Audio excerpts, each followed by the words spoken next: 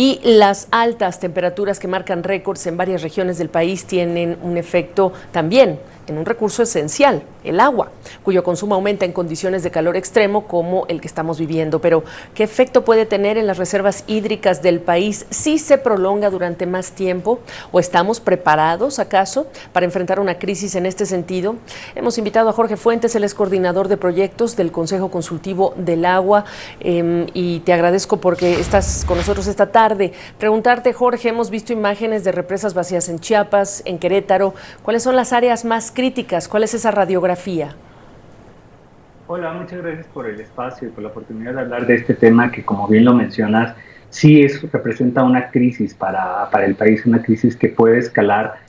Todavía no sabemos de qué manera y dependemos mucho de cómo venga la temporada de lluvias de este año, pero yo te diría que actualmente tenemos las presas a la mitad de su llenado. La información de la Comisión Nacional del Agua refiere que las principales presas del país, 210 presas del país, se encuentran al 43% de su capacidad. Esto se debe en gran medida a la ausencia de lluvias. Para este año se pronosticó algo que ya se superó. Se pronosticaba que íbamos a tener 20% menos lluvias este año, pero ya estamos alcanzando el 30%. Es decir, estamos en una situación compleja que bien mencionas, afecta ya a algunos estados del país. Por ejemplo, ¿cuáles? Si tuviéramos el mapa de México, ¿cómo lo describirías?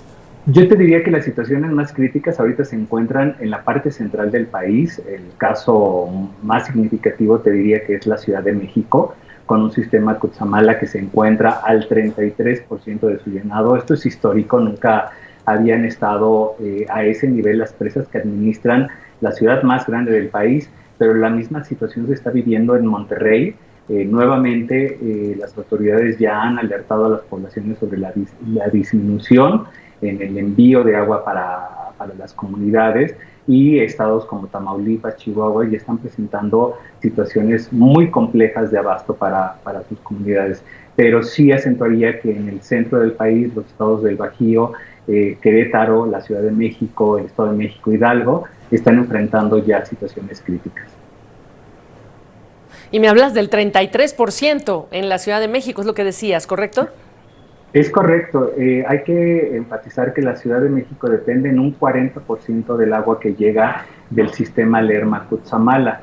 Es un sistema muy importante para la ciudad. Desde los años 80 la ciudad abastece a sus poblaciones de 9 alcaldías a través de este sistema, y este año las presas se encuentran al 33% de su llenado. La apuesta de las autoridades es que tengamos una buena temporada de lluvias por efecto del fenómeno del Niño, que va a intensificar las lluvias, pero es una apuesta riesgosa.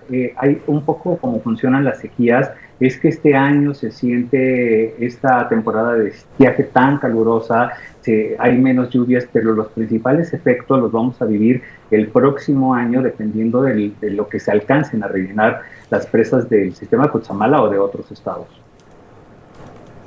Pues ahora que dices el término apuestas, déjame hacerte la pregunta, si lo que tú estás viendo en relación con la realidad, porque nos están diciendo varios expertos que lo que vivimos pues es una normalidad, o empecemos a acostumbrarnos a esta situación por el calentamiento global. La pregunta puntual es si tú ves que la propia autoridades están realizando las obras necesarias para mitigar la crisis, contener la situación, o estamos rezagados y estamos con una, digamos, forma de pensar, pues como usaste el término, permíteme pues aprovecharlo, apostando a que la naturaleza nos entregue más lluvia.